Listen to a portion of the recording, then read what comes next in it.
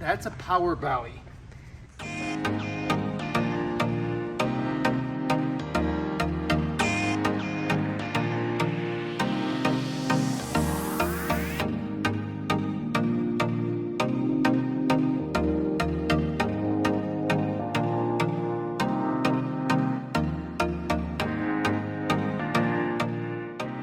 The boat is all stripped down. There's nothing run yet. We'll run everything through. We pulled all the old steering, all the old electrical.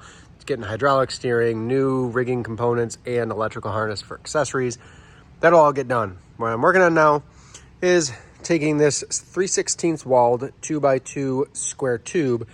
I did just tack weld. You don't have to weld this if you don't want to. It just made my life easier to put a tack on it. And I welded over there to hold it all together. That way I can clamp it. Drilled all the way down through to the bottom. And what we'll do is I'm going to use a step bit and open this hole up till I can get a socket in there, and that will allow me to get a nut and tighten everything on here. We've got another one going here, a lot of weight with that center pontoon and 150 on the back. And we'll put some C-channel, some heavy duty C-channel here and then up front in a few spots. This is what I'm working on right now, getting it ready for that center tune. With the use of the step bit, I was able to make that nice big hole. I think it's about 1 inch. So you can see on that one, this one I've already got the nut, washer, bolt all tightened up. But on this one, I'm using some hemostats. So I'll stick the bolt up through, and then I can lower a washer on with the hemostats, the nut on so that I don't drop it in there and lose it or something. That's working well. Give it a little squirt of WD-40 so that stainless doesn't seize up. And it's coming together. I'm going to get these two here done. We'll jump over, drill, and step bit those out and keep going.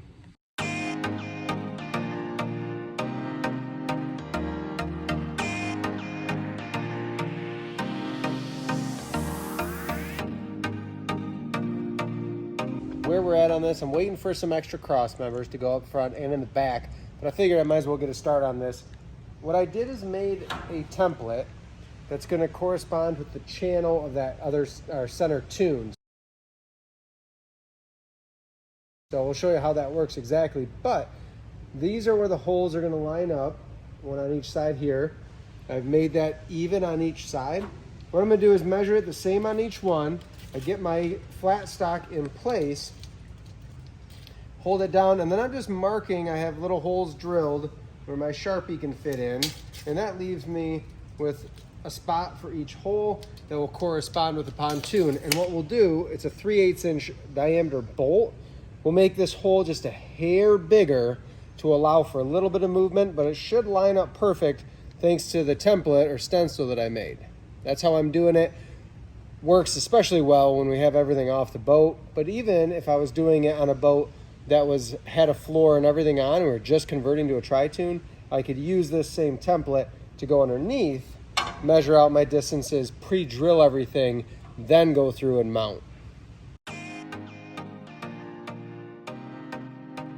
I'm working on the sun deck for this boat. It's a big cushion. We're going to take it to a local upholstery shop, but I'm using a piece of marine grade treated ply. And what I do is I take a corner panel. This is just an extra piece I have laying around. But if you're doing this on an older boat or the newer style, it doesn't matter. You can use a corner panel, and I set it up so it's lined up. I'm going to round this corner because it will sit on this type of corner at the top, a 28-inch corner. There's my line, so I can cut that off. And then what I'm going to do is measure out and square everything off. I'll round the corners slightly, but not as much as this. And I can cut it. This one's going to be 26 inches deep. It'll be 60 inches long.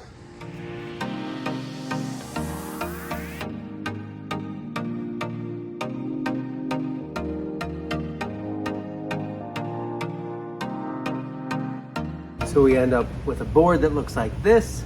I label it, the color vinyl it's getting.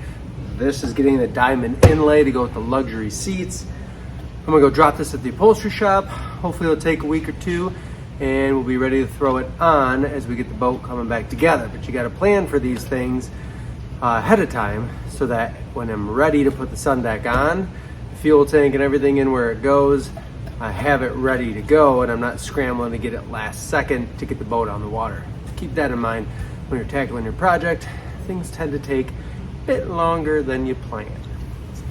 Here is where we are at. We've got all of our added cross members, 2x2 tube in the back, heavy duty 3/16 wall. We have 1/4 inch C channel.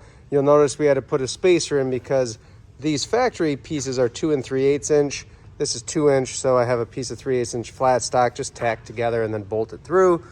Marty's up front, and we reinforced with some additional, including that very front cross member. That's all 2x2 C channel, 1/4 inch thick, heavy stuff. Today's the day that this center pontoon, I'm gonna go ahead and I'm gonna put in the description here the email address for this company who fabricated this pontoon. It's awesome for an aftermarket installation because it has this track system where I can slide the hardware. These are just big 3/8 inch carriage bolts.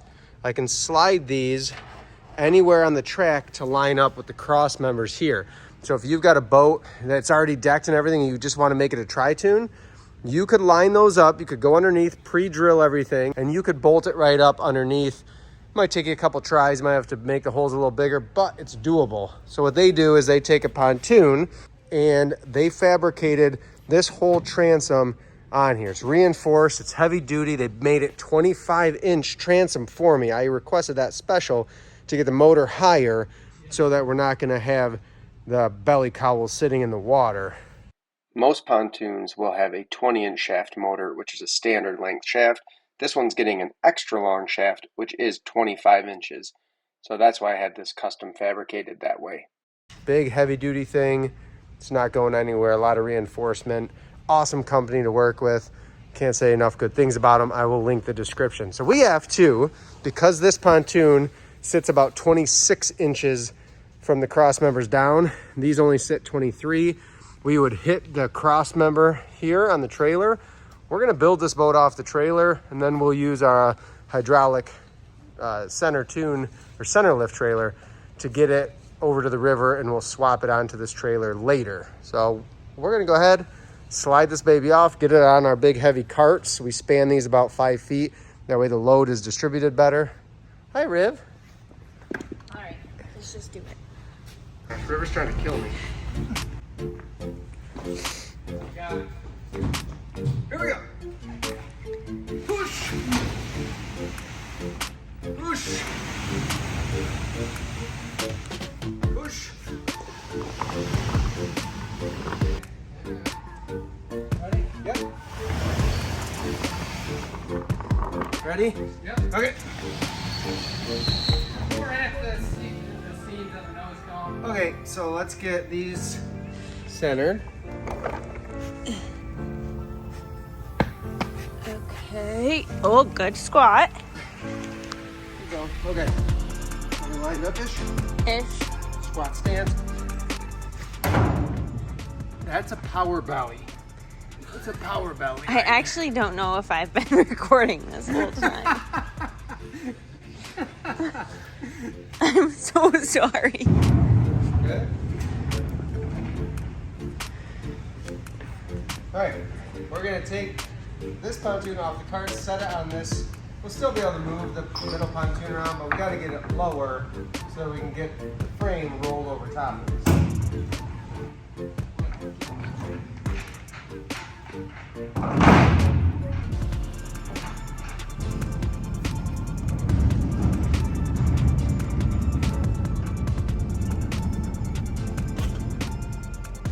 Now we've got our center tune where we need it. We'll line up where really the critical parts of this, if you're doing this at home, I want this part here with these two extrusions need to get into this cross member. That's our really critical point. And then the rest will line up here. This front pontoon, if you look, generally speaking, your middle pontoon is gonna be in line with the others. I have a boat personally that we did where it's back 1.5 feet or so and it works awesome. This one is gonna stick out a little bit in front, but not to worry because the deck on this boat, actually the way it was designed originally, 48 inches is like out here. So we're gonna run it pretty much even with this middle tune. I think it's gonna be a really good look. But now we got it on the ground to where we can get a floor jack underneath, lift in the front with the floor jack, lift in the back with the engine hoist, line our holes up, and we go. The Toon being in front of the cross member is going to create cavitation. No, this is a no cavitation zone. Safe. On this, I did go back and I made the holes a 1/2 inch. So there's a little bit of room for play in there. And that's gonna make this whole system of lining up the track way easier. You'll see there's spacers where we put the new channel in because it's only 2 inches tall and we need 2 3/8. But what I'm gonna do here is I'm gonna go through, you can see these bolts, I'm gonna slide those in the track to get them roughly in line. And then we'll start to raise everything up. We have a floor jack in front and my engine hoist in the back. We'll start getting stuff lined up, and then it's just a real slow eking it up. There's some room for play in these bolts, so we can work on that. But that's where we're at. We're just gonna step back and we'll speed it up for you as we get this thing up, and then we start tightening bolts or start tightening nuts. Again, we're using all stainless 3/8 inch with nylock nuts, washers. Here we go. River's in afternoon nap mode.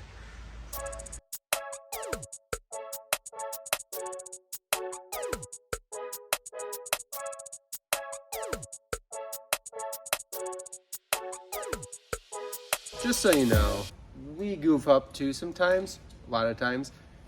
I just had to run to the hardware store and get a 1/4 inch longer carriage bolts for those cross members that we had to modify. The 2 inch that I had to add a 3/8 inch spacer to.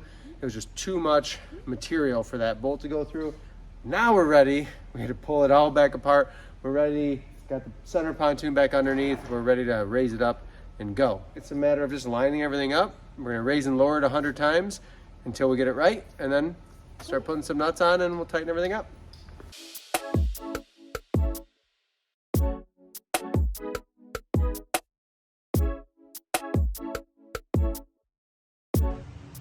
And just like that, this boat is a 24-foot Tritoon. We've got that center pontoon in. Once we got the right hardware, everything lined up nicely and it went on pretty easily. Pretty simple once you get everything set. If you go in our description, there's gonna be an email link to email this company out of Fort Wayne, Indiana, who fabricates these center pontoons with transom mounts. Please, if you contact them, tell them you found them through Tom's Toons. We've been working with them. We're gonna do a lot more work with them on center tune installations. So keep an eye out for that in the future too. But let them know Tom's Toons sent you. Here's the back of the Tritoon. So that center pontoon, tons of reinforcement of tubing, rectangle tube. I think this is 1/4 inch walled. Really welded in there well. He does a great job. Nice clean welds. 25 inch transom, like I mentioned. If you see these holes, so these are a step bit, makes a nice big hole so I can drop the washer and nut down. I run the bolt up from the bottom, and that's basically just tying in to this bent structure, which adds quite a bit of strength.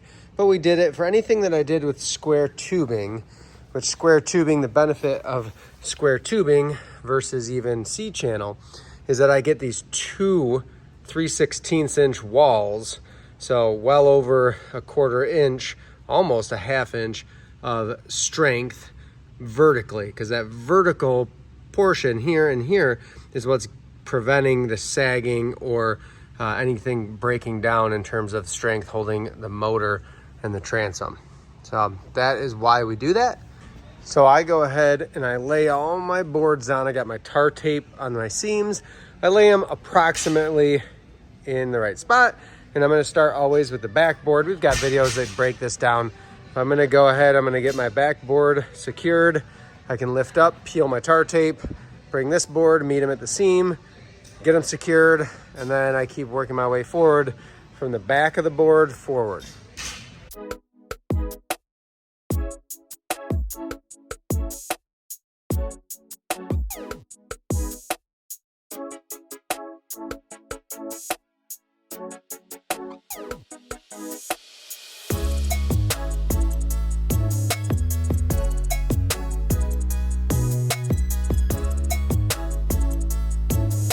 Got all of the seams tied down with hardware, and then we went and we chalk lined all of our additional cross members.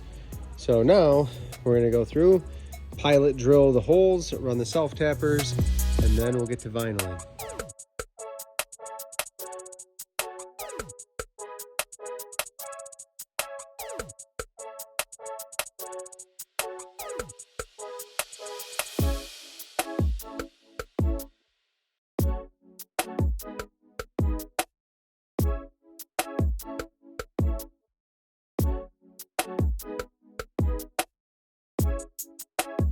Please subscribe, like, comment.